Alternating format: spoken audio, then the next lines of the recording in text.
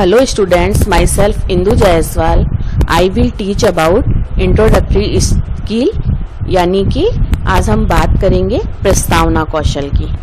शायद आप सभी जानते हैं कि बीएड में स्किल्स का यानी कि जो कौशल्स होते हैं उनका बहुत ही महत्वपूर्ण स्थान है।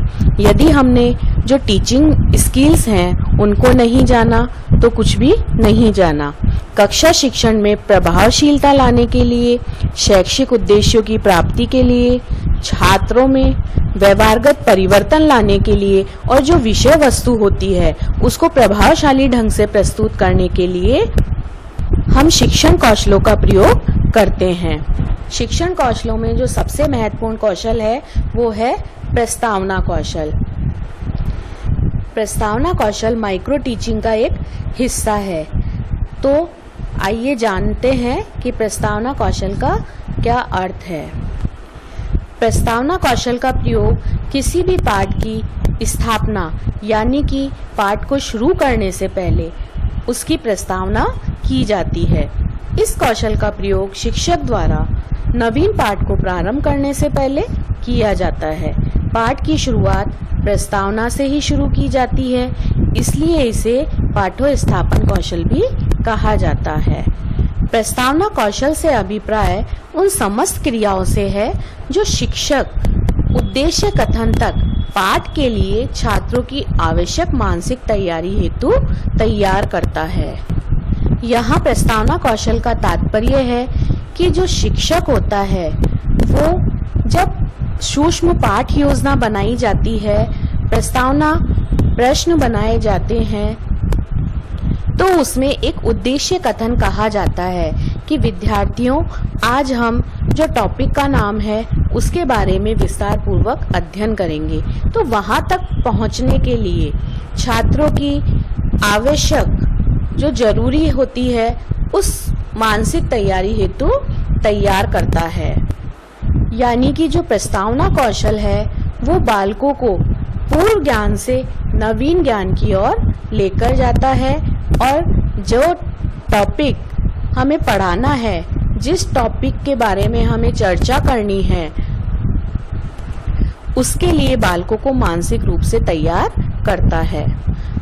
अब हम बात करेंगे कि प्रस्तावना कौशल के क्या-क्या उद्देश्य होते हैं। प्रस्तावना कौशल का जो सबसे मूल उद्देश्य है वो है बालकों को नए ज्ञान के लिए तैयार करना। और इस पद का उद्देश्य यह है कि विषय से संबंधित ज्ञान को स्पष्ट और निश्चित रूप से बालकों की वर्तमान चेतना में लाया जाए। इसके लिए पूर्व ज्ञान को दोहराना और नवीन ज्ञान से युक्त वातावरण का सृजन करना आवश्यक है। प्रस्तावना कौशल का जो उद्देश्य है वो है मानसिक रूप से तैयार करना। यानी कि हम प्रस्तावना कौशल के माध्यम से जो विद्यार्थियों को विषय वस्तु को सीखने और नवीन ज्ञान को प्राप्त करने के लिए मानसिक रूप से तैयार किया जाता है।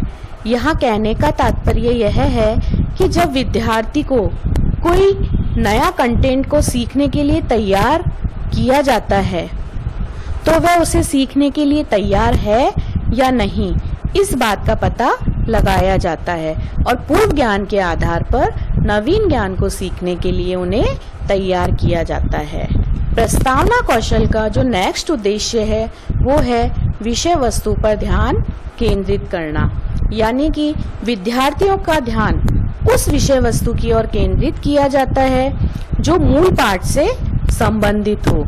जिस टॉपिक के बारे में पढ़ना हो या पढ़ाया जाना हो, इसके लिए विद्यार्थियों से कुछ प्रश्न किए जाते हैं जो पूर्व ज्ञान पर आधारित होते हैं और मूल पाठ की ओर अग्रसर होते हैं। नेक्स्ट जो उद्देश्य है वो है छात्रों के पूर्व ज्ञान का पता लगाना। प्रस्तावना कौशल के माध्यम से हम छात्रों के पूर्व ज्ञान का पता लगाते हैं।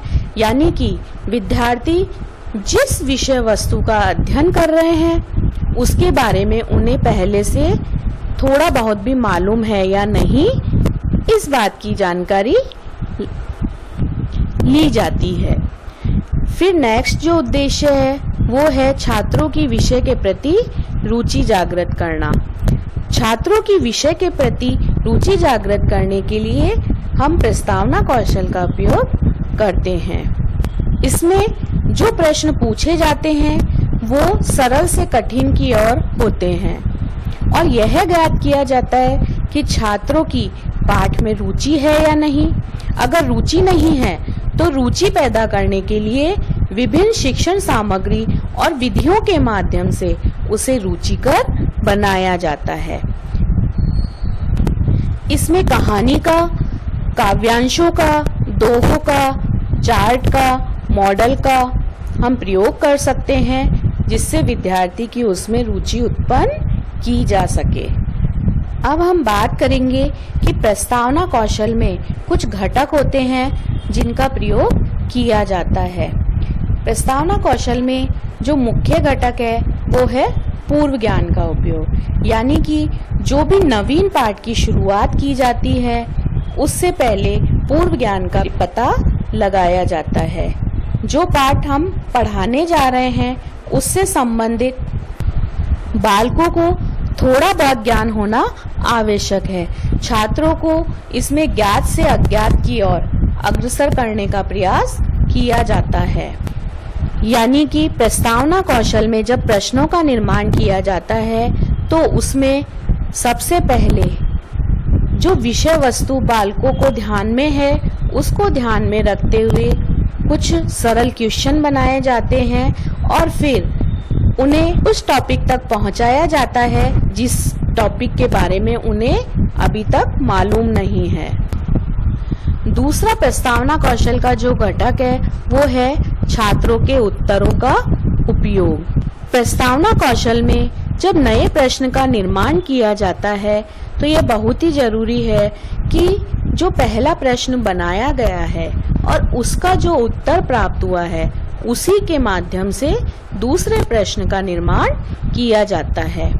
यानी कि विद्यार्थियों द्वारा प्राप्त उत्तर का प्रयोग करके ही दूसरा प्रश्न बनाया जाता है और यदि उत्तर सही नहीं प्राप्त होता है तो दूसरे प्रश्न का निर्माण भी सही से नहीं हो पाता है।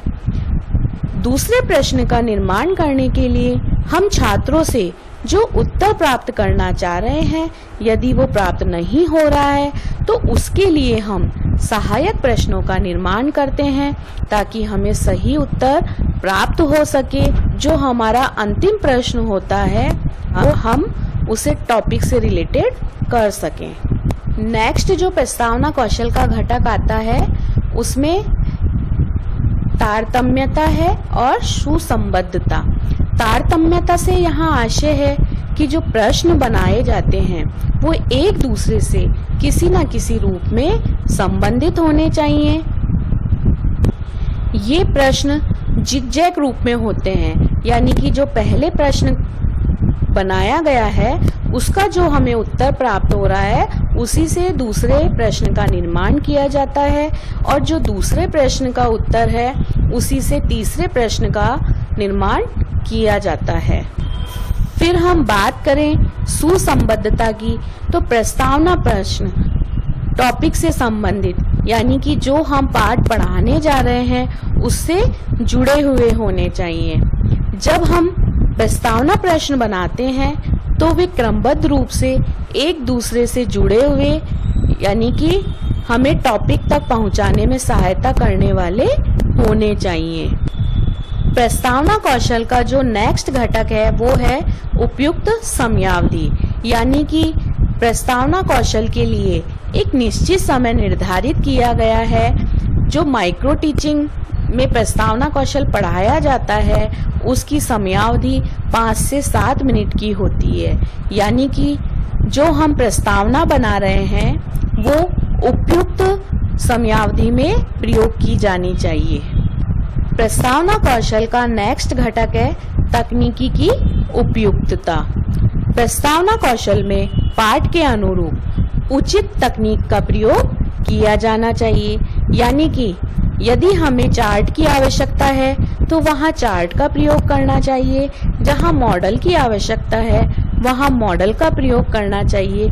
इसके अलावा प्रस्तावना जब हम प्रश्न बनाते हैं तो उसमें उदाहरण देकर, कहानी कहकर और प्रदर्शन के द्वारा भी हम प्रस्तावना कर सकते हैं। प्रस्तावना कौशल के जो घटक हैं, इन घटकों का प्रयोग हम एक अवलोकन सूची का निर्माण करते हैं, उसमें प्रयोग किए जाते हैं। अवलोकन सूची का प्रयोग हम जो प्रस्तावना कौशल का जो प्रारूप है उसको बनाने के बाद इसका उपयोग किया जाता है, जिसमें प्रस्तावना कौशल के सभी घटक मौजूद होते हैं। इसमें कुछ बिंदु मापन होते हैं जो यह बताते हैं कि कौशल के घटक कौशल निर्माण की प्रक्रिया में उपस्थित रहे हैं या नहीं। निरीक्षण सूची में इस कौशल के आवश्यक तत्व या घटकों को नोट कर लिया जाता है। इसमें प्रत्येक मिनट में कितनी बार इस कौशल की क्रियाएं छात्राध्यापक द्वारा या छात्राध्यापिका द्वारा की गई हैं, इसकी आवृत्ति को नोट कर लिया जाता है और फिर टैली लगाई जाती है। जैसे कि यहाँ पर प्रस्तावना कौशल का घटक है पूर्व ज्ञान का उपयोग, तो बालक ने पूर्व ज्ञान का उपयोग प्रस्तावना कौशल में किया है या नहीं, इसका पता लगाया जाता है। प्रश्न एक दूसरे से जुड़े हुए हैं अथवा नहीं, यानी कि प्रश्नों में तारतम्यता है या नहीं, इसका पता लगाया जाता है। मूल पाठ की तरफ जा रहे हैं या नहीं, इसका पता लगाया जाता है। उपयुक्त समयावधि का प्रयोग किया गया है या नहीं, इसका पता लगाया जाता है।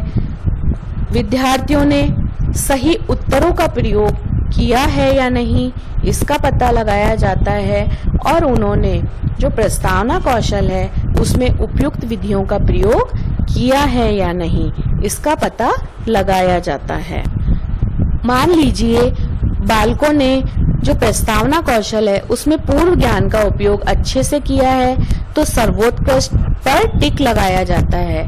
प्रश्नों में यदि तारतम्यता बनी हुई है, सही उत्तरों का प्रयोग किया गया है या नहीं, मान लीजिए बहुत कम सही उत्तरों का प्रयोग किया है तो सामान्य या संतोषजनक पर टिक लगा देंगे। यदि उसने सभी उत्तरों का सही प्रयोग किया है तो बहुत अच्छा या सर्वोत्कृष्ट पर टिक लगा दिया जाता है। मूल पाठ के प्रति यदि पूरी तरह अग्रसर हो रहा है, उपयुक्त समयावधि का प्रयोग किया गया है, उपयुक्त विधियों का प्रयोग किया गया है, तो इन घटकों के प्रयोग के अनुसार उन्हें सर्वोत्कृष्ट, बहुत अच्छा, अच्छा, सामान्य या संतोषजनक पर टिक लगाकर उनका अवलोकन किया जाता है। इसके बाद एक मूल्यांकन सूची का भी निर्माण किया जाता है, जो कि हमें यह निर्णय लेने में सक्षम बनाती है कि छात्राध्यापक या छात्राध्यापिका द्वारा शिक्षण और पुनः शिक्षण, यानी कि पहले टीच और फिर यदि उसमें कोई सुधार की आवश्यकता है तो पुनः यानी कि रीटीच किया जाता है। इसमें 7 बिंदु मापने का प्रयोग किया जाता है और यह नोट किया जाता है कि जो प्रस्तावना कौशल के जो घटक हैं उनमें से कौन सा घटक कितनी बार उपस्थित हुआ है, यानी कि इन घटकों की कितनी बार आवृत्ति हुई है, या फिर यह घटक पूरी तरह पाठ योजना में उपस्थित हुआ है या नहीं। निरीक्षणकर्ता शिक्षण की प्रभावशीलता को जांचने के लिए अवलोकन सूची का निर्माण करता है और शिक्षण में यदि कोई कमी रह जाती है तो निरीक्षक द्वारा स्किल में सुधार करने के लिए मूल्यांकन सूची का निर्माण किया जाता है।